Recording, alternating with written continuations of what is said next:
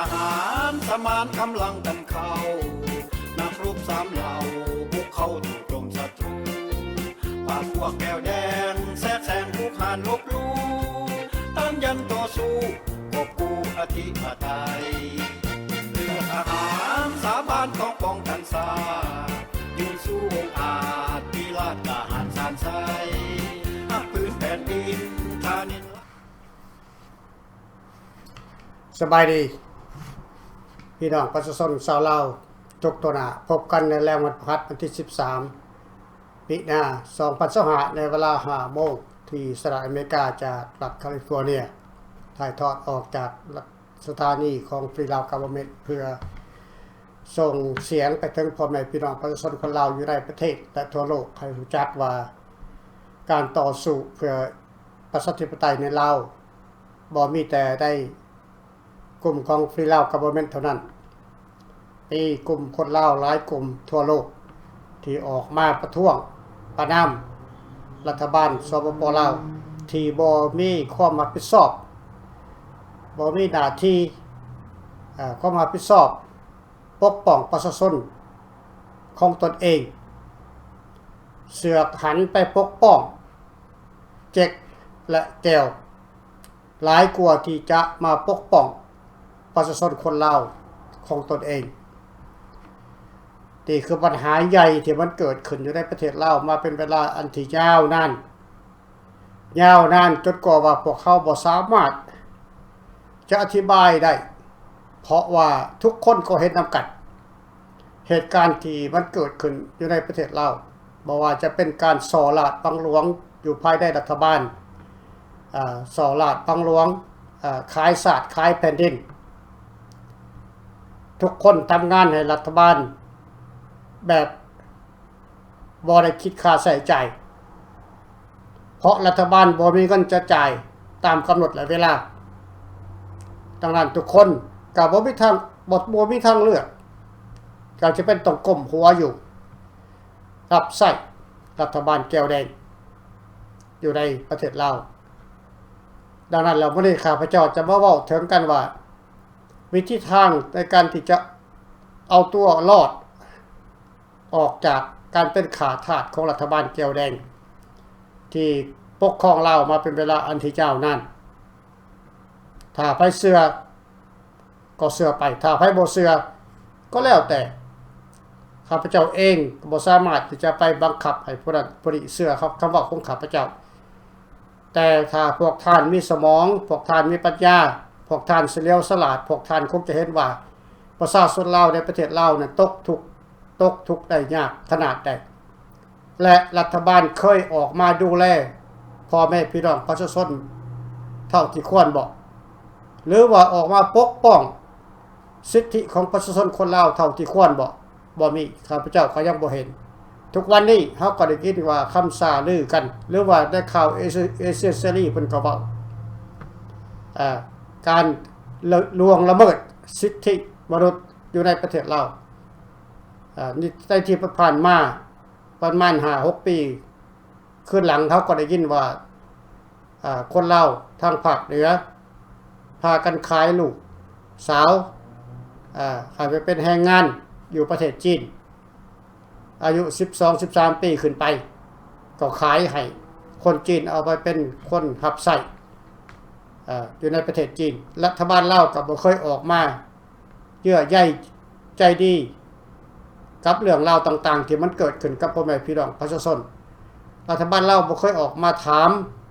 สุขทุกข์ของพ่อแม่พี่น้องประชาชนจนกว่ามันระบาดไปทั่วประเทศในปัจจุบันนี้แต่เดือฮอดใต้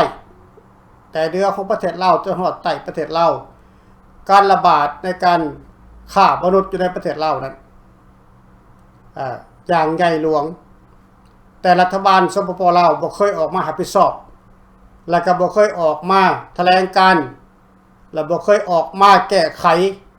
เรื่องการฆ่ามนุษย์อยู่ในประเทศลาวข่าวสารทั่วโลกเขาออกกันทั่วโลกคือตัวอย่างในประเทศไทยการฆ่าโสเพณีอายุต่ำกว่า18 ปีสาวลาวนี่มีทุกเขตอยู่ในประเทศไทยถูกและผิดกฎหมาย พี่น้องเป็นแสนคน ที่หากินค่าโซเพดีเพราะบ่มีทางเลือกเพราะงานทำในประเทศลาวบ่มีซึ่งรัฐบาลสปป.ลาวบ่เคยแก้ไขปัญหาเรื่องนี้มาเป็นเวลาอันที่ยาวนานเกินควรมีแต่ขายแผ่นดินให้ชาติอื่นมีแต่ขายทรัพยากรของชาติให้คนอื่นและเอาเงินไปหมุนเกื้อกูลกับรัฐบาลแก้วแดงแน่นอนถ้ารัฐบาลแก้วแดงปกครองเราก็แน่นอนเงินคำทุกก้อนทุกกีบทุกดอลลาร์ก็ต้องส่งไปหมุนอยู่ในประเทศแก้วเพราะอยู่ในประเทศเราบ่มีคนเล่าออกมาทวงถามบ่มีคนเล่าออกมาส่อสันบ่มีคนเล่ามีกฎมีสิทธิ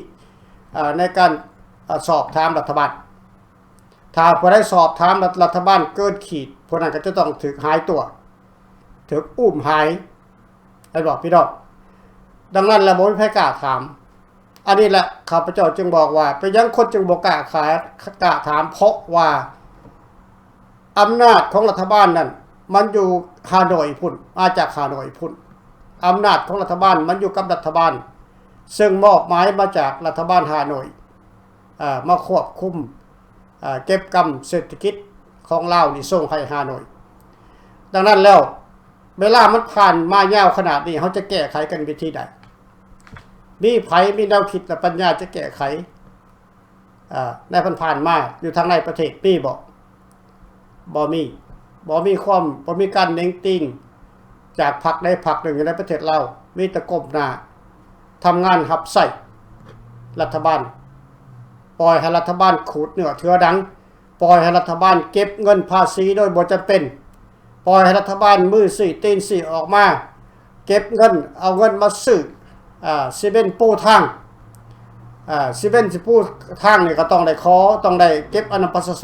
นเป็นผู้เก็บกันเองจะเฮ็ดยังลงไปแต่มันประชาชนเป็นผู้เก็บกันเองแล้วก็อ้างหน้าว่าเป็นของพรรครัฐว่าพรรครัฐเป็นผู้ออกทุนนี่แหละคือการกดขี่ข่มเหงนี่แหละคือการดีบเต่งพี่น้องซึ่งบ่มีประเทศใดที่เขาเฮ็ดกันในโลกในยุคนี้ในสมัยนี้ยุคนี้สมัยนี้มีแต่ประเทศลาวประเทศเดียวเท่านั้นที่ขูดฮีดประชาชนคนลาวย้อนว่ารัฐบาลบ่แม่นรัฐบาลลาวพวกท่านจะเชื่อข้าพเจ้าหรือบ่เชื่อมันก็ขึ้นกับความสติและปัญญาของพวกท่านถ้าว่าคนลาวด้วยกันมันต้องมีการห่วงใยระหว่างสายเลือดอันนี้บ่มีเห็นบ่ซ้ำบ่นำอีกก็คือว่าออกมาโจมตีประเทศที่เขามีบุญคุณคือสหรัฐอเมริกาคือประเทศไทยนี่เป็นประเทศต่อแผ่นต่อดินต่อแผ่นพี่น้องเขาให้การดูแลเขาให้การช่วยเหลือเขาให้การเบิ่งแย่งมาตลอดนับตั้งแต่ประเทศลาวเปลี่ยนเป็นระบอบคอมมิวนิสต์แม่นประเทศไทยเป็นผู้ให้การดูแลแก้ไขใส่ชิดที่สุดอยู่ในระหว่างลาวกับไทยแต่รัฐบาลลาวบ่เคยเยื่อใยใจดีกับรัฐบาลไทยมีแต่จะเกาะผิดเกาะเถียงหาเรื่องหาเล่าว่าไทยจะกืนกินประเทศจังซั่นว่าไทยจะกืนเศรษฐกิจแนวนี้บัดเจ็กกับแก้วที่เขากืนกินอยู่ในประเทศลาวนั่นรัฐบาลลาวบ่เคยออกมาเผยแพร่รัฐบาลลาวบ่เคยต้องติเจ็กบ่เคยต้องติแก้วแม้แต่แก้วน่ะมาตีหัวคนลาวแตกเป็นเก่าเป็น10คนตำรวจก็บ่สามารถจะไปจับมือจับแขนหรือว่าเอาเจ็กเอาแก้วเข้าคุกได้นั่นแหละมันแสดงให้เห็นว่าตำรวจบ่มีอำนาจเพราะว่าอำนาจมันอยู่นำรัฐบาลเป็นผู้ห้ามบ่ให้ตำรวจจับคนเจ็กบ่ให้จับคนแก้วให้จับแต่คนเล่ากันเองนี่คือการปราบปรามคนเล่าของพวกเขาบ่ให้มีอำนาจบ่ให้มีการศึกษาไอ้บอกเดี๋ยวนี้ทางสสอยู่ในสภากับบังคับให้รัฐบาลนี่สั่งจับกุมคนเล่าครอบครัวได้บ่ส่งลูกเข้าโรงเรียนก็ให้ไปจับกุมเข้าคุกลงโทษไปยังว่าซั่นเพราะอยากได้เงินถ้าลูกถ้าคนบ่เข้าโรงเรียนพวกรัฐบาลก็บ่ได้เงินเพราะเงินได้มาจากประชาชนได้มาจากนักเรียนนักศึกษาที่ว่าไปจ้างเรียนจ้างทำอันบอกเอเซอรี่กับข่าวว่าแม่นข้าพเจ้าจะจับมาเว้าเอง อันนี้บอกตามข่าวเอซิสเซอรี่ข่าวเอซิสเซอรี่ก็อยู่ในประเทศลาวสร้างสถานอันนั้นสร้างสถาบันต่างๆสร้างสถาบันต่างๆอยู่ในอันนั้นมัธยมบ่หรือว่าประถมบ่ก็แม่นให้พ่อแม่ของประชาชนเองเป็นผู้สร้างเป็นผู้ทำเป็นผู้เฮ็ดพี่น้องจึงว่าให้ลาวของพวกเขานี่ตื่นตัวซะถ้าพวกท่านบ่เชื่อข้าพเจ้าเว้ากับพวกท่านก็ไปฟังเบิ่งเอเซสรีเองเอเซสรีนี่ถ้าบ่มีความจริงเขาบ่กล้าเว้าเพราะมันเป็นสถานีของสหประชาชาติดังนั้นจะให้พวกท่านนั่นแหละเป็นผู้อันนั้นไปฟังเอาเองเนาะมื้อนี้ข้าพเจ้าจะเว้าเรื่องนี้เพราะข้าพเจ้าจะหาทางออกให้ทั้งวัตถุภัยนี่แหละจะหาทางออกวัตถุภัยให้วัตถุภัยในโครงการของฟรีลาวกับบเมนต์นี่เฮาได้เว้าแล้วว่ารัฐบาลฟรีลาวกับบเมนต์นี่มีนโยบายแก้ไขปัญหา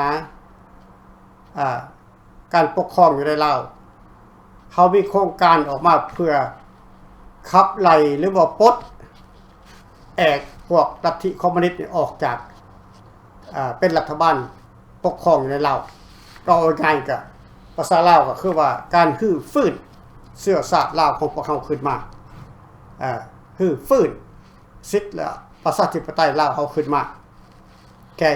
เขาจะเฮ็ดจังได๋ข้าพเจ้าก็เล่าไปแล้วหลายครั้งหลายที่แล้วให้พ่อแม่พี่น้องของพวกเขาได้ฮู้จักเนาะเป็นขั้นเป็นตอนไปแต่มื้อนี้ข้าพเจ้าจะมาเพิ่มขึ้นมาอีกน้อยนึงเพื่อให้มันแจ้งขึ้นมาน้อยนึงมื้อนี้เนาะจะบอกให้มันแจ้งขึ้นมาน้อยนึงเขาจะต้องคอยอธิบายไปพี่น้องโอเคในรัฐบาลฟรีลาวกับบเมนต์นี่ข้าพเจ้าเคยบอกว่าได้สนธิสัญญาเวียงจันทน์นั้นในสนธิสัญญาลาวร่วมลาวในปี2573วันที่1กุมภาพันธ์นั้นมีจักภัยกันแท้และสงครามที่มันเกิดมา30ปีในเมื่อก่อนนั้นมันเกิดมาจากภัยใดแต่พี่น้องต้องให้เข้าใจว่ามันเกิดออกมาจากภัยใดภัยเป็นผู้เฮ็ดสงครามอยู่ในประเทศลาวเป็นภัยใดในระหว่างภัยซ้ายภัยกลางภัยขวาแม่นภัยใดเป็นผู้เฮ็ดสงคราม30ปีโดยบ่หยุดหย่อนนี่และการเฮ็ดสงคราม30ปีนี่แม่นภัยดูนหลังเขาเจ้าแม่นภัยเป็นผู้ให้การช่วยเหลือของเขาเจ้าสำคัญหลักและแม่นแก้วกับโซเวียตในเมื่อก่อนแม่นแก้วกับโซเวียตให้การช่วยเหลือโซเวียตช่วยเข้าไปหาแก้วนำอาวุธเข้ามานำเอาทหารเข้ามาคุกคานแผ่นดินลาวของพวกเขา30ปีให้ฮู้แบบนั้นพี่น้องอย่าไปคิดว่าพวกก่อสงครามนี่สิก่อขึ้นมาด้วยความความแห้งดันของตนเองย้อนศักยภาพตัวเองบ่แม่นพี่น้องเพราะว่าพวกภายซ้ายนี่บ่มีอำนาจบ่มีพลังบ่มีเงินว่าซั่นซะที่จะไปซื้ออาวุธสงครามต่างๆมาเฮ็ดสงครามเพราะอาวุธสงครามที่ลักออกไปจากรัฐบาลนั่นในยุคก่อนนั่นมันก็บ่พอใช้อาวุธสงครามต่างๆที่ลักออกไปนั่นมันก็บ่พอใช้ที่จะนำเอาไปก่อสงครามอยู่ในประเทศลาวได้จึงไปขอการอุดหนุนช่วยเหลือจากแก้วแดงจากแก้วฮานอยกับไผก็คือไก่ซ้อนนั่นล่ะไก่ซ้อนนั่นแหละเป็นผู้ติดตามข้อมูลต่างๆเพื่อส่งชุกยุ่งพวกกระบวนการแนวลาวหักษาบ่ตามสื่อจริงเด้อดิเด้อตามกระบวนการแนวลาวหักษาแต่แนวลาวหักษาเป็นไผแนวลาวหักษาเป็นภายซ้ายนั่นคือภายสังคมนิยมหรือว่าคอมมิวนิสต์ก็เป็นแกราคาพระเจ้าจะเล่าออกไปอีกค่ะมันฮู้จักว่าคอมมิวนิสต์มันดีบ่มันบ่ดีบ่แล้วไปยังจึงเกิดมีการผสมผสานตั้งรัฐบาลผสมขึ้นเฮ็ดจะได้จึงมีการเซ็นสัญญายุยิ่งกันเกิดขึ้นแกมันต้องเป็นไปตามขั้นตอนของมันแกและเป็นยังสุภาณวงศ์นี่จึงออกรวมกับออกไปก่อสงครามออกไปตั้งกองโจรก่อสงครามเข้ามาหุกหานแผ่นดินตัวเองก็ย้อนลงเสือไกรสอน ลงเสือโฮจิมินห์เพราะว่าไกสุภาณวงศ์สุวรรณภูมินี่เขาเจ้ากระจบมาจากฮานอยในเมื่อก่อนเขาเฮียนอยู่ฮานอย มันมีความผูกพันในสายเลือดมีความผูกพันในพันธมิตรระหว่างฮานอยกับผู้นำเล่าในเมื่อก่อนซึ่งเฮ็ดให้เขาเจ้ามีความผูกพันกันในนำมิตรนำสหายฉะนั้นแล้วจึงถึกโฮจิมินห์ในล่างสมองได้ง่ายว่าประเทศลาวนี่บ่มีประชาธิปไตยว่ารัฐบาลลาวฝ่ายเสรีนี่ถูกอเมริกาควบคุมถูกอเมริกายึดเอาถูกอเมริกาปกครองถึงเป็นการหลอกลวงการยั่วย่งของโฮจิมินห์เพื่อล่างสมองสองไอ้น้องนี่สองไอ้น้องนี่ก็บ่เป็นคนโง่อีกสุวรรณภูมิกับสุภาณวงศ์ก็บ่เป็นคนโง่ก็เรียนจบจากฝรั่งเศสทั้งสองท่านแล้วก็เป็นเอนจิเนียร์จบเอนจิเนียร์จากฝรั่งเศสไอ้ผู้น้องก็ได้ก็บ่เป็นคนโง่แต่ข้าพเจ้าจะบอกว่าการศึกษานี่มันบ่ได้เฮ็ดให้คนนี่ฉลาดเสมอไปความรู้นี่น่ะมันบ่ได้เฮ็ดให้คนนี่ฉลาดเสมอไปมันขึ้นกับจิตวิญญาณของแต่ละบุคคลว่าจะใส่ความรู้ไปในทางใดใส่ความรู้มาได้ปกป้องศาสตร์บ่หรือว่าใส่ความรู้นี่ไปทำลายศาสตร์เพื่อเอาแย่งสิ่งอำนาจมาให้ตัวเองอันนี้แหละครับพระเจ้าจะขออธิบายแล้วเขาจะฮื้อฟื้นขึ้นมาในตอนนั้นหลังจากสงครามยุติไปแล้วใน30 ปีผ่านมาจึงมีตั้งรัฐบาลผสมขึ้นและก็ได้มีการลงมติสนธิสัญญาเส้นกันทั้ง3ฝ่ายในวันที่11 กุมภาพันธ์ 2573ในทุกคนต้องปฏิบัติในโครงการ18 ข้อการฮื้อฟื้นศาสตร์ลาวของพวกเราการร่วมศาสตร์เพื่อพัฒนาการร่วมศาสตร์เพื่อปกแผ่นดินลาวบ่ให้ศาสตร์ใดศาสตร์หนึ่งเขามาแทรกแซงหรือว่ายุแย่ในแผ่นดินลาวของพวกเรานั่นคืออยู่ในโครงการ18 ข้อนั้นในโครงการ18 ข้อนั้นดังนั้นแล้วหลังจากมีการเส้นกันในสงการเส้นกันเป็นทางการแล้วก็มีการตั้งรัฐบาลผสมกันเกิดขึ้นในรัฐบาลผสมนี่มีจักฝ่ายมี3ฝ่ายขวาฝ่ายกลางและฝ่ายซ้ายอย่าลืมฟังคักๆนักการเมืองทั้งหลายฟังคักๆข้าพเจ้าจากนักการเมืองได้ฟังข้าพเจ้าให้คักๆว่ามันมีอยู่3ฝ่ายพอหลายคนนี่เว้าได้แต่บ่ได้นำเอาไปคิดบ่ได้นำเอาไปวิจัยและจะได้แก้ไขมันแต่ว่ารัฐบาล3ฝ่ายนี่มันตายเบิดแล้วบ่รัฐบาล3ฝ่ายยังจักฝ่ายแน่ที่ต่อสู้ในปัจจุบันนี้มีฝ่ายใดยังอยากเห็นประเทศลาวนี่มีการฮื้อฟื้นขึ้นมามีประชาธิปไตยมีฝ่ายใดใน3ฝ่ายฝ่ายซ้ายฝ่ายกลางฝ่ายขวามีบ่เฮาอยากให้ทุกคนมาเฮ็ดมาวิจัยเฮ็ดโฮมเวิร์คข้าพเจ้าจะเว้าไปเท่าน้อยเพื่อว่าบ่ให้มันหัวไหลเกินไป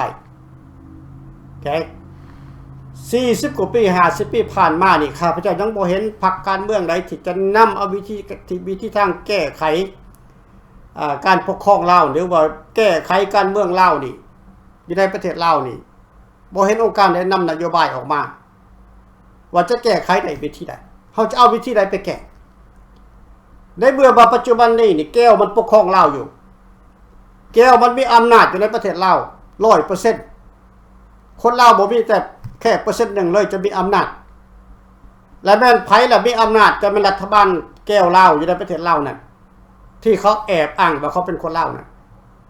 ความจริงเขาบ่แม่นลาว 100% เขาแม่นลาวครึ่งลาวแก้วและเขาบ่มีความอีดูสงสารคนลาวของพวกเฮาและเขากับขายทุกสิ่งทุกอย่างที่เป็นของประเทศลาวนี่เพื่อว่าในอนาคตบางครั้งเขาอาจจะได้ไปอยู่ประเทศแก้วเขาบ่ได้ตั้งความหวังว่าเขาจะอยู่ในประเทศลาวตลอดเพราะเขาขายศาสตร์ขายแผ่นดินเกินไปแล้วเขาบ่กล้าจะอยู่แล้วถ้ามีการเปลี่ยนแปลงเกิดขึ้นในประเทศลาวนี่เขาก็ต้องหนีจากประเทศลาวเพราะประเทศลาวนี่เขาจะบ่มีคนจะบ่มีประชาชนจะบ่ให้อภัยเขาก็ฮู้ว่าความผิดของเขาเจ้าเนี่ยมันล้นเหลือจนว่าประชาชนในประเทศลาวจะบ่มีความสามารถจะให้อภัยเขาเจ้าได้ข้าพเจ้ามั่นใจเป็นจังซั่น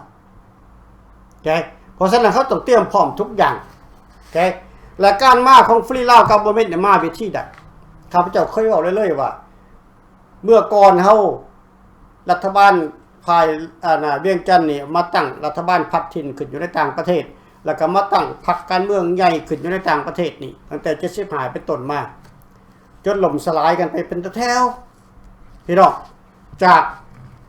อาวุโสใหญ่ที่มีอำนาจเป็นพญานั่นพญานี่ในพ้นในพันเจ้านั่นเจ้านี่มาตั้งพรรคกันขึ้นใหญ่โตอยู่ในต่างประเทศนี่และสุดท้ายมาล่มไปล่มไปล่มกันเป็นแถวไปหมดละบ่มีแล้วในปัจจุบันนี้แกย้อนหยังย้อนเฮาบ่มีหัวบ่มีโครงการบ่มีนโยบายแกเขาว่าก็ง่ายเป็นนโยบายน้ำท่วมทงมันผ่านมามันเป็นนโยบายน้ำท่วมทงบ่แม่นนโยบายที่มีประสิทธิภาพเป็นนโยบายน้ำท่วมทงมีหยังละล้มปากแล้วเว้าไปบ่ได้คิดไว้ว่า A B C D E F G H ไปเรื่อยๆขอก็จ้อไปเฮาสิไปฮอดไสการเมืองนี่เลยไปแต่นี้2ปี3ปีประเมินหน้าเฮาสิเฮ็ดไปวิธีใดเฮาต้องยังเสียงบ่งว่าเสียงความนิยมของประชาชนมันน้อยหลายปานใดเสียงความนิยมจากพรรคภายการเมืองภายเดียวกันมันขึ้นแล้วมันลงความนิยมของภายองค์การสากลมันขึ้นหรือมันลงคะแนนเขาต้องวิจัยเขาต้องเฮ็ดโฮมเวิร์คอันนี้คือวิธีการเมืองอันที่ก้าวหน้าซึ่งเป็นฟรีลาวกับบอมเมนต์ของพวกเขาเนี่ยบ่ได้ย่องพรรคตัวเองบ่ได้ย่องพรรคตัวเองแกมันคือความจริงการว่ามาตั้งรัฐบาลฟรีลาวกับบอมเมนต์นี่พระเจ้าจึงตั้งว่าฟรีลาวกับบอมเมนต์ข้าพเจ้าบอกแล้วว่าฟรีลาวกับบอมเมนต์นี่คือเป็นรัฐบาลภายครัวจัดข้าพเจ้าบอกแล้วว่านี่คือครัวจัดฟรีลาวกับบอมเมนต์นี่คือครัวจัดโอเครัฐบาลผสมมี3ฝ่ายซ้ายกลางขวาอยู่ในสนธิสัญญาเวียงจันทน์วันพรรค173ฝ่ายขวาก็ถูกไล่ออกถูกโค่นล้มถูกขับไล่ออกจากประเทศลาวถ้าไปบอกมากกันมันขาดทิ่มโลดฝ่ายขวานี่มันขาดทิ่มโลดบ่ได้มีเยื่อใยบ่ได้มีอภัยยังมัดฝ่ายขวานี่จับไปขาดทิ่มยิงเป้าโลดพวกฝ่ายสุพรรณวงศ์เนี่ยฝ่ายซ้ายนี่ที่พังที่เอาคำแนะนำจากฮานอยปฏิบัติคำสั่งจากฮานอยเอาฝ่ายขวานี่ไปประหารชีวิตทิ่มให้เบิดผู้นำโอเคดังนั้นฝ่ายขวานี่บ่สามารถจะนอนดังอยู่ในประเทศลาวได้ก่อนจะเซ็นสัญญาวันที่21กุมภาพันธ์นี่ฝ่ายขวาดีหมดแล้วฝ่ายขวาออกก่อนแล้วเพราะอยู่บ่ได้ทาอยู่ก็ถึกขาฮู้แล้วว่ามันยังมันจะเกิดขึ้นกับตัวเองแต่ฉะนั้นฝ่ายขวานี่ 50-60% นี่ออกก่อนแล้วออกจากประเทศลาวแล้วปล่อยให้แต่ฝ่ายขวาที่สั้นกลางสั้นน้อยอยู่ในประเทศลาวที่บ่รู้จักอีหนูอีนี่หยังหั่นถูกเขาจับไปฆ่าทิ่มให้เข้าใจพี่น้องภายกลางไปอยู่ใส่ภายกลางกับภายซ้ายยังมีอำนาจอยู่นำกันอยู่ภายกลางกับภายซ้ายยังถืออำนาจเสมอภาคกันพี่น้องหลังจาก75ภายกลางกับภายขออนุญาตไม่แหละหลังจาก75ภายกลางกับภายซ้ายยังอำนาจเสมอภาคกันภายกลางแม่นไผแม่นสุวรรณภูมิเป็นผู้นำสูงสุดภายซ้ายเป็นไผก็แม่นสุภาพวงศ์น้องชายและแก้วคอมมิวนิสต์อยู่ใส่แก้วคอมมิวนิสต์คือไกรสอนที่มีกำลังพ่นเตรียมพร้อมทั่วประเทศเราเพื่อจะยึดอำนาจในขั้นตอนต่อไปมีไผเก็บเอาความนี้มีความคิดเอานี่ขึ้นมาวิจัยและแก้ไขบอกผ่านมา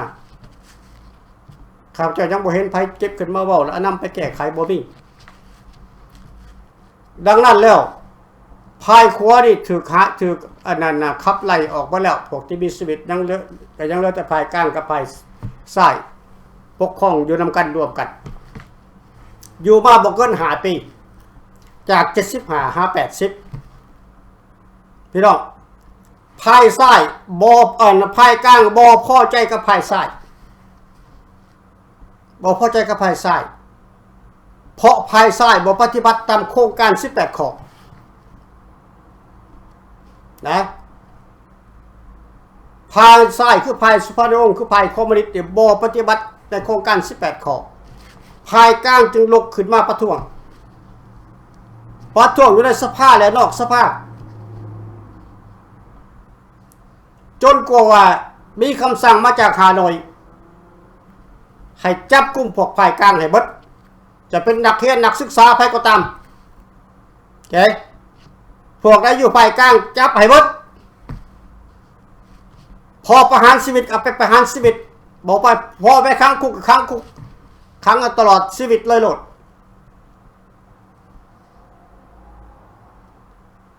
เห็นบอกพี่น้องเขาเห็นดังนั้นเขาจึงเริ่มปราบพวกภายกลางจับภายกลางนี่ไปค้างคุกไว้ค้างลืมเลยตายเลยและส่วนหนึ่งก็เอาไปยิงเป่าทิ้งส่วนหนึ่งก็เห็นการบอดี้เกิดขึ้นกับต้นพี่น้องต้นเขามาเมืองไทยอยู่ในศูนย์เห็นบอกสัมภาษณ์มาต่างประเทศก็บ่ได้เจ้าหน้าที่ UN เขาบ่ฮับคันฮับก็ต้องไปอาร์เจนตินาไปโปโลยไปจีนแดงไปประเทศคอมมิวนิสต์เขาแหละโอเคคันฮับก็ได้อันนี้ให้ฟังกระขักเดินนักการเมืองทุกคนก็ดีประชาชนก็ดีให้ฟังกระขักนะหลังจากเขาปราบภายกลางเบิดแล้วพี่น้อง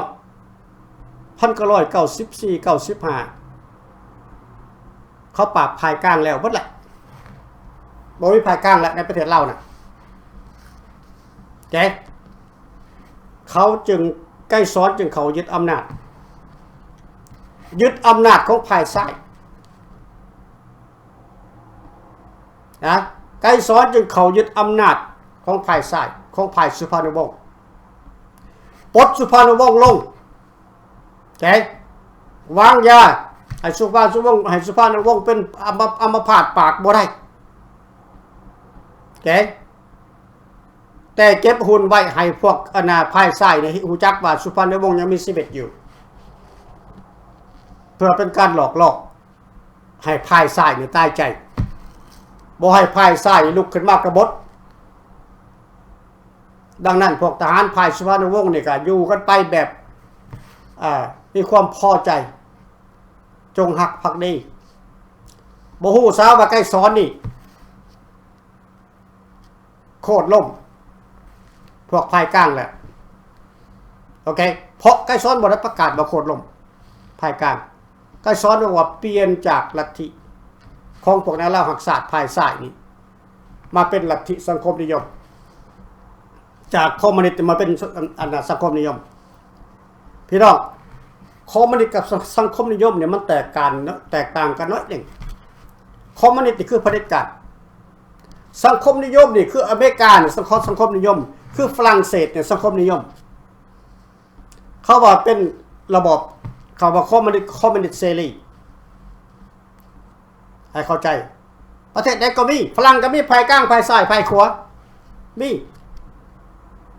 หลายประเทศก็มีภายกลางภายซ้ายภายขวาก็มีคอมมิวนิสต์ปนเชื้อกันพรรคคอมมิวนิสต์แต่เขาเป็นคอมมิวนิสต์เสรีเขารู้จักว่าอันไหนผิดอันไหนถูกอันไหนควรบ่ควรมันแตกต่างกับรัฐบาลไกรสอนคอมมิวนิสต์ไกรสอนเพราะไกรสอนบ่เป็นคนลาวเสื้อสายแก้วเลือดแก้วบ่มีเลือดลาวปนแม้ตั้งแต่เปอร์เซ็นต์นึงมีแต่สร้างเรื่องขึ้นมาป้อมแปลงว่าไกรสอนเป็นลูกพระลูกผู้ดีซื่อๆความจริงบ่แม่นโอเคพี่น้องต้องเข้าใจโอเคฉะนั้นแล้วในระยะต่อไปเขาจะเฮ็ดจังได๋นโยบายโครงการของรัฐบาลฟรีลาวกเวอร์เมนต์เฮามีแผนการที่จะถอนโฮมลาวนะการถอนโฮมลาวแบบถูกต้องแบบโลกสากลเขาจะต้องเห็นดีเห็นพร้อมกับพวกเขาบอกกันบ้าว่า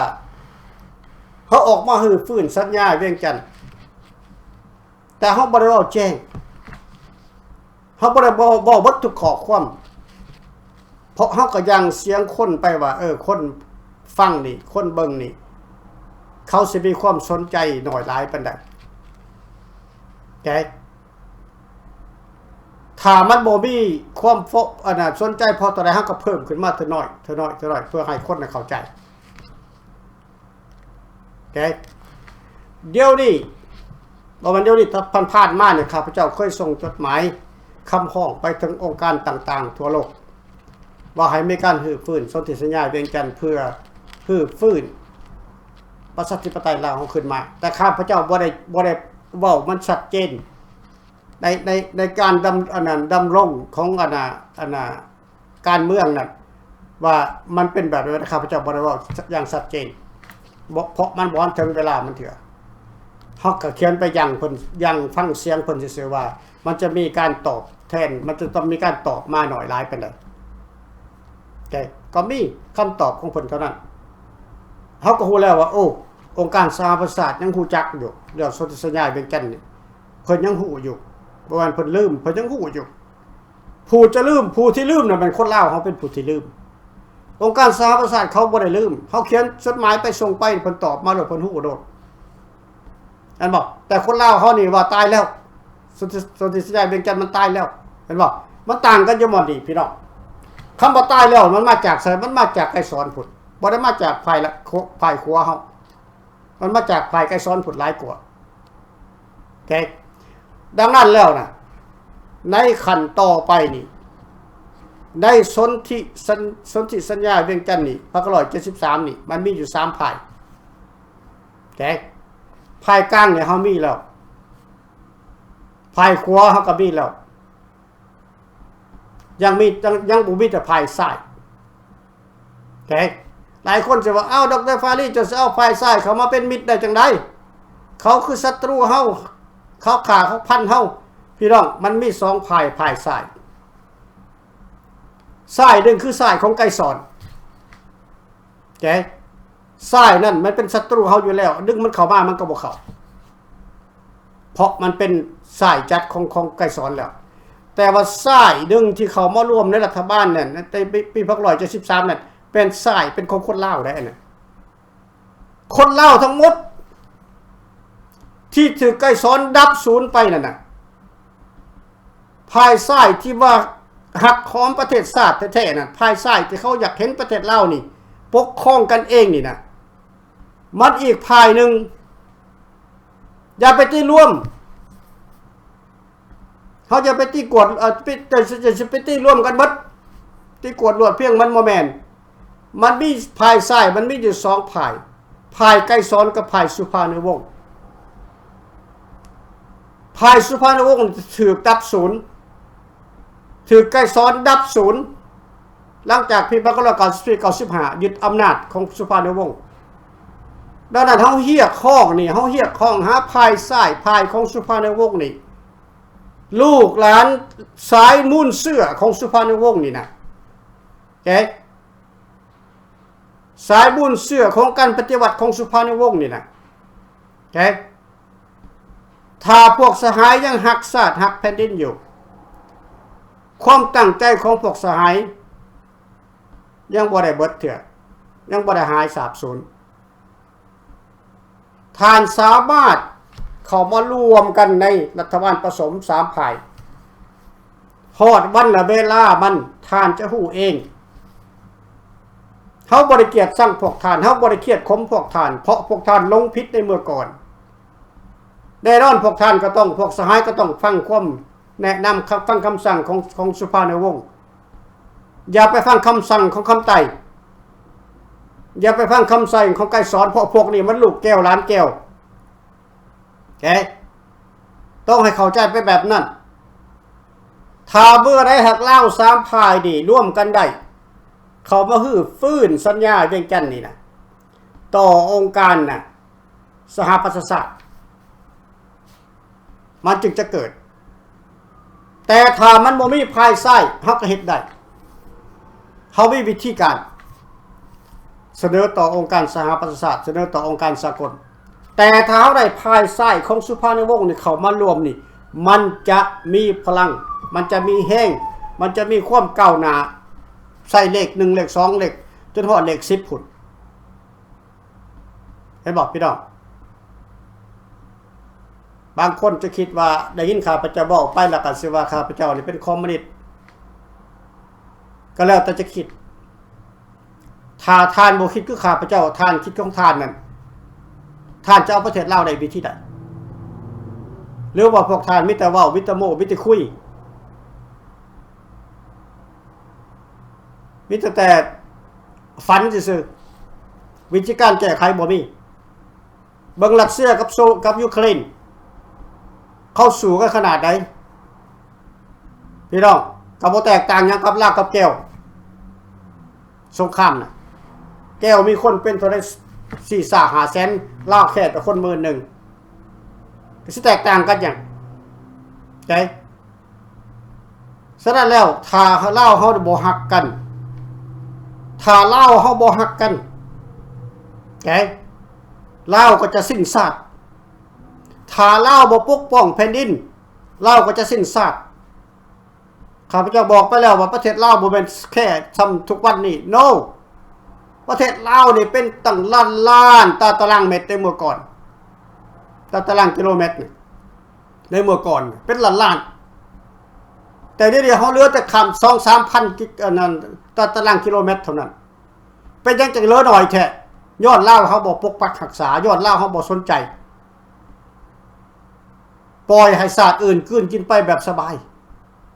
มีชีวิตอยู่รอดแล้วพ่อแล้วเขาบ่อยากเห็นแบบนั้นเขาอยากเห็นชีวิตอินทรีย์เขาอยากเห็นแผ่นดินลาวของเขานี่เหลืออยู่ดอยกระยามันแต่ให้ยังเป็นให้ยังมีคนลาวเป็นปกครองเป็นรัฐบาลอยู่ให้คนลาวเป็นเจ้าของอยู่ดอยกระยามันเพราะเขาได้มันเหลือมาตัวนี้เขาก็เอาซ้ำนี่พี่น้องอยากให้ทุกคนน่ะตื่นตัวนำกันเนาะเอาขอหับสายเนาะเอาเชิญท่านนาแม่โค้งเข้ามาเลยเชิญเลยท่านเด้อเฮาจะให้ทุกคนน่ะเข้าใจเนาะบ่ได้ข้าพเจ้าจะบอกแต่ซ้ำนี่มื้อหน้าจังสิมาอธิบายเพิ่มเนาะเรื่องภายซ้ายบ่แม่นมีแต่อยู่ในประเทศลาวได้อยู่นอกประเทศก็มีภายซ้ายเสรีนี่ล่ะมีแต่ข้าพเจ้าจะบ่บอกถึงตอนนี้นะใครนักการเมืองทุกคนไปเฮ็ดโฮมเวิร์กก่อนว่านักการเมืองสิมีหัวไก่ขนาดใดเรื่องการเมืองมีวิธีใดที่จะแก้ไขปัญหาเราหรือว่ามีแต่เว้ามีแต่พยายามโจมตีฝ่ายศัตรูแต่บ่มีวิธีการแก้ไขพี่น้อง แน่นอนศาสตร์เฮานี่จะให้มันกลับมาคืนเหมือนเก่าในสมัยตะกี้แต่50 ปีขึ้นหลังนี่มันก็เป็นไปได้ยากแต่ว่ามันจะกลับมาดีกว่านี้มันจะเริ่มแก้กันกลัวนี่พี่น้องถ้าเฮามีการเปลี่ยนแปลงสบายดีท่านแม่ของสบายดีดร.เวลากับบ่หลายเนาะเอาเลยเชิญเลยตามใจโลดโอเคขอโทษขออภัยหลายเวลากับบ่หลายครับพระเจ้ากันสิปล่อยไว้เนาะข้าพเจ้าก็ได้ฟังอยู่แล้วก็เข้าใจแล้วก็ดร.ฟอรี่ก็ออกมามื้อนี้แล้วก็มีน้ำหนักหลายในการมาเว้าเกี่ยวแก่กับฝ่ายซ้ายฝ่ายขวาหรือว่าฝ่ายเป็นกลางนั่นน่ะท่านดร.ฟอรี่มันก็ถูกต้องนั่นแหละเพราะว่าฝ่ายเป็นกลางนี่มันก็มีภายแดท่านก็สิรู้จักอยู่เนาะท่านนายพลกองหลอกกองเลท่านคำบุคำบ่ฮอดเช้ายาพอบุเรียนขอโทษเขาออกสื่อมันมีจริงๆเพราะมันมีนี่เพราะฉะนั้นการออกสื่อนี่ก็บ่ผิดต่อพ่อพี่น้องเพราะว่าอยากให้พ่อแม่พี่น้องชาวลาวเฮาอยากรู้จักนักการเมืองเฮาให้เข้าใจละเอียดท่านดร.ฟอรี่แล้วก็ฝ่ายฝ่ายซ้ายว่าท่านดร.ว่าฝ่ายซ้ายน่ะมันก็มี2ฝ่ายคือว่าละนึงก็ฝ่ายสุวรรณภูมิมาหรือสุพรรณวงศ์นั่นแหละอันนั้นเป็นลาวล้วนๆพี่น้องชาวเราเทิงเขานั่นพี่น้องชาวม่งก็มีหลายที่มาเป็นทหารในเขานั่นน่ะถูกหลอกถูกตัวถูกต้มบัดสุดท้ายก็เขาถูกไปเขาจับไปเขาจัดการเมื่อเขาเอาไปเรียบร้อยหมดน่ะว่าไปสัมมนามนาหายตัวไปหมดเขาว่าบ่แล้วถ้าเอาไปฆ่าไปจัดการบ่ให้มีชื่อเสียงบ่ให้มีอำนาจฝ่ายซ้ายอีกฝ่ายนึงก็คือฝ่ายซ้ายของใกล้สอนพระวิหารนั่นแหละแก้วล้วนๆฝ่ายซ้ายของโฮคิมินนั่นน่ะมี2ฝ่ายซ้ายเพราะฉะนั้นเขาจะกำจัดฝ่ายสุพรรณวงศ์นี้แล้วเขาก็กำจัดฝ่ายเป็นกลางนี้ฝ่ายเป็นกลางก็มีกำลังหน่อยที่สุดแล้วก็จะเข้ามาฝ่ายเขาว่าให้เข้าเพราะฉะนั้นเขาผสม3ฝ่ายนี่เขาว่ากันซื่อผสม3ฝ่ายนั่นเฮ็ด วันที่21กุมภาพันธ์วันที่23กุมภาพันธ์วันที่21นั่นน่ะมันบ่แม่นผสมทั้ง3ฝ่ายที่จริงมันมีแต่2ฝ่าย2ฝ่ายเป็นฝ่ายซ้ายทั้ง2ฝ่ายขวาของเฮาก็คือฝ่ายรัฐบาลนี่แหละนี่แหละเพราะว่าพี่น้องแล้วมันก็อีกอย่างนึงมันมีหนอนบอนใส่มาตั้งหลายปีแล้วอยู่ในสภาก็มีองค์การ21องค์การที่ก็ซื้อจ้างเขาบ่ทุกสิ่งทุกอย่างนั่นจังค่อยมีการประท้วงคือเอาประชาชนประท้วงเขาว่าเอาเวียดนามประท้วงเขาว่าเอาไฟได้ประท้วงเขาเอาประชาชนประท้วงอันนั้นกับการเมืองเขามากการเมืองเขาสลาดเพราะฉะนั้นเนี่ยพ่อแม่พี่น้องลาวเขาก็เข้าใจผิดทำลายกันเองแล้วผู้ที่หนีบ่ได้เนี่ยหลังจาก74 75มานั่นก็ถึงไปจับไปสัมมนาหาว่าเอาว่าไปเฮ็ดการเมืองนั่นน่ะอันนั้นแหละฝ่ายข้าราชการทหารตำรวจผู้น้อยบ่จะเข้าใจแล้วก็บ่จักหยังนี้ก็เลยถึงไปสัมมนาว่าไปเฮ็ดการเมืองให้เข้าใจในการเมืองด้วยกันมันจะทั้งที่แท้บ่แม่นมันเป็นเสลยศึกการเมืองถึงจับไปแล้วโดยบ่ฮู้ตัวว่าเป็นเสลยศึกเพราะว่ายังอ่านการเมืองบ่ออกถนนตึกปรีอันนี้แหละแล้วก็หนีกับบ่หนีจักสิไปทางไหนแล้วก็มีครอบมีครัวแต่ว่าส่วนผู้ใหญ่ได้พันได้พ้นหนีก็74ผู้นั้นตึกปรีสมัยนั้นยังบ่มีศูนย์ได้73 74เขาจะออกไปแล้วผู้ใหญ่นั่นน่ะนายพลนั้นนายพลนี่นั่นเจ้านั่นเจ้านี่มาอยู่เมืองไทยพี่แล้วข้าพเจ้าฮู้ดีสมัยนั้นลาวประเทศไทยยังบ่มีศูนย์73 74นั่นน่ะมันอยู่ศูนย์ดินแดงนี้ถ้าเฮ็ดวีซ่าพาสปอร์ตแล้วก็ออกโลดอันนี้เป็นเรื่องจริงพ่อแม่พี่น้องพรรคการเมืองไข่ฟังคักๆข้าพเจ้าสิบอกหลายกว่าหันข้าพเจ้าฮู้ยังหลายกว่าหันอีกยังบ่ได้เปิดเผยพวกเครื่องเพราะฉะนั้นข้าพเจ้าก็บ่เว้าหลายบ่มีโอกาสนอกจากให้ท่านดร.ปรีอธิบายไปเรื่อยๆเนาะการถึงต้องรับมือนี่ก็ขอขอบคุณความใจกับท่านดร.ปรีที่ออกมาเสียสละเวลาให้พ่อแม่พี่น้องและพรรคการเมืองให้เข้าใจเนาะและการต่อสู้ของเฮานี่ก็เขาก็มาถึงทางแล้วจนได้เป็นพี่เราครับบ่แม่นแล้วก็ขอให้พ่อแม่พี่น้องนั้นเข้ามาสนับสนุนพ่อแม่พี่น้องเด้อเอาเพื่อบ้านเพื่อเมืองเฮาเดี๋ยวนี้บ้านเมืองเฮามันเสียชิบหายไปหมดแล้วสัมมนาอะไรวางสัมปทานมันหันบ่นี่บ่มีจบบ่มีสิ้นหรอกครับเจ้าขอฟันธงโลดให้ดร.ปรีว่าอีก10ปี20ปีก็บ่มีทางจบเรื่องนั้นสัมปทานนั้นสัมปทานนี่จีนเอาไปกินหมดจีนกลืนกินหมดแล้วมันจะปิ่นโฮคิมิน2แล้วประเทศลาวเฮานั่นน่ะประเทศพ่อพี่น้องขอให้เข้าใจตัวนี้เด้อเอาข้าฮู้จักได้ยินแล้วจะทราบพ่อพี่น้องเข้ามาซอยกันคนละไม้ละมือเข้ามาลื้อฟื้นสัญญาดูสัญญานี่สำคัญที่สุดให้มีทั้ง3ฝ่ายคือท่านดร.ปรีว่าแล้วฝ่ายกลางอยู่ไสมีอยู่ในสหรัฐอเมริกานี่ก็มีอยู่ต่างประเทศก็มีแต่มันมีน้อยขอให้เข้าร่วมกันจะเป็นการดีที่สุดแล้วคือฟื้นสัญญาดูสัญญานี่สำคัญที่สุดเนาะเอาขอขอบใจดร.ปรีหลายๆบ๊ายบายขอใจนำท่านแม่โคงศิสัตนะการฟื้นสัญญานี่เป็นวิธีทางเดียวที่จะขับไล่รัฐบาลแก้วนี่ออกจากประเทศลาวได้ถ้าเมื่อในประเทศลาวยังมีการควบงับจากรัฐบาลแก้วลาวนี่นะคนลาวเขาจะดับสูญพันธุ์เลยเพราะคนลาวบ่ได้ทำงานที่ว่าถูกต้องตามกฎหมายคนลาวจะต้องทำงานแบบค่าทาสถ้าผิดกฎหมายก็ได้แล้วก็ต้องเลยเสียภาษีเถื่อนให้รัฐบาลความจริงแล้วประชาชนบ่จะเป็นจะต้องได้เสียภาษีแต่ก็ต้องได้เสียเพราะเป็นคำสั่งมาจากฮานอยต้องการเงินเท่านั้นเท่านี้แต่ละปีรัฐบาลต้องหาเงินได้ตามกำหนดของฮานอยที่เขามอบหมายมาดังนั้นเขาจึงสั่งเก็บภาษีแล้วเก็บภาษีอีกเพราะว่าเป็นหน้าที่เพื่ออยากจะอยู่ในอำนาจดังนั้นแล้วถ้าว่าพวกสหายอยู่ในประเทศลาวนี่ได้ฟังคลิปนี้พวกทานพวกสหายควรจะตื่นตัวได้แล้วและควรจะเข้าใจได้แล้วว่าเขาออกง่ายเหี้ยข้องรัฐบาล3ฝ่ายนี่10 กว่าปีแล้ว9 ปีแล้วขออนุญาต8 ปี9 ปีนี่แหละพี่น้องพวกสหายอาจจะบอกเข้าใจว่าเขาเหี้ยข้อง5 ไผ่ใจซ้ายกลางขวาคือคนลาวทั้งหมดยกเว้นคอมมิวนิสต์ไกรสอนคอมมิวนิสต์คำไต่พวกนี้เป็นลูกแก้วล้านแก้วเล่นแก้วเขาจะบ่มีวันจะคิดถึงคนลาวของพวกเขาเบิ่ง4,000 ดอลในปัจจุบันนี้เป็นเศรษฐีพันล้านพรหมวิหารเป็นเศรษฐีพันล้านเงินเอาไปย้ายทั่วประเทศเอาไปฝากแต่ละประเทศ ไปเสื่องไว้แต่ละประเทศหลายร้อยล้านพันล้านดอลลาร์ประชาชนอยู่ในประเทศลาวหาข้าวกินก็บ่มีมันเคยห่วงใยบ่มันเคยถามบ่มันเคยตั้งองค์การขึ้นมาเพื่อแก้ไขความยากจนประชาชนบ่มันบ่เคยถามหาฝนตกน้ำท่วมมันเคยออกมาแก้ไขบ่มันเคยออกมาดูแลบ่เพราะมันเป็นแก้วปลาเถื่อนแก้วฮานอยขอให้พี่น้องคนลาวของพวกเราต้องเข้าใจดังนั้นแล้วถ้าเมื่อใดเฮาฮื้อฟื้นรัฐบาลผสม3ภัยในโครงการ18ข้อเวียงจันทน์นี่ได้เมื่อใดล่ะมื้อนั้นพวกรัฐบาลแก้วอยู่ในลาวบ่ได้เขาอยู่บ่ได้ถ้า3ภัยนี่ร่วมมือกันแล้วได้เรียบร้อยแล้วพี่น้องถามข้าพเจ้าว่าได้สิได้บ่ข้าพเจ้าว่าได้สิร่วม3ภัยได้บ่ข้าพเจ้าว่าได้ตามโครงการของข้าพเจ้าโอเคข้าพเจ้าว่าได้แต่ต้องใช้เวลาสำคัญแล้วภายซ้ายเท่านั้นเดี๋ยวนี้ภายกลางภายขวานี่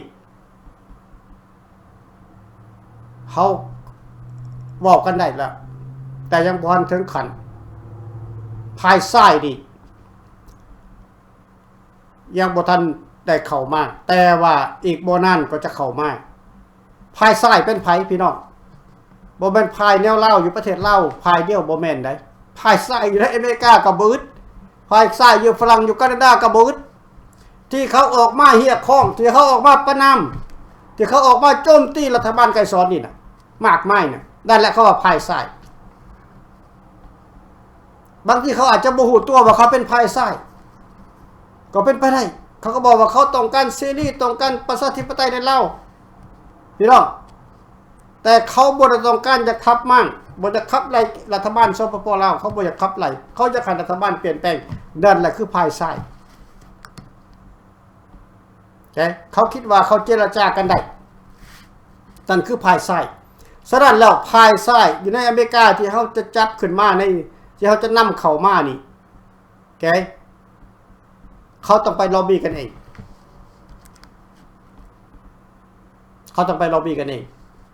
ภายซ้ายต้องไปล็อบบี้ภายซ้ายภายกลางต้องไปล็อบบี้ภายกลางภายขวาไปล็อบบี้ภายขวาเห็นบ่พี่น้องนี่คือการเมืองอันที่มีประสิทธิภาพบ่มันจะเอามาผสมกันเป็นรัฐบาลภายขวาเบิดสายกลางขวาก็มาเป็นรัฐบาลเดียวกันเบิดมันบ่เกิดพี่น้องแก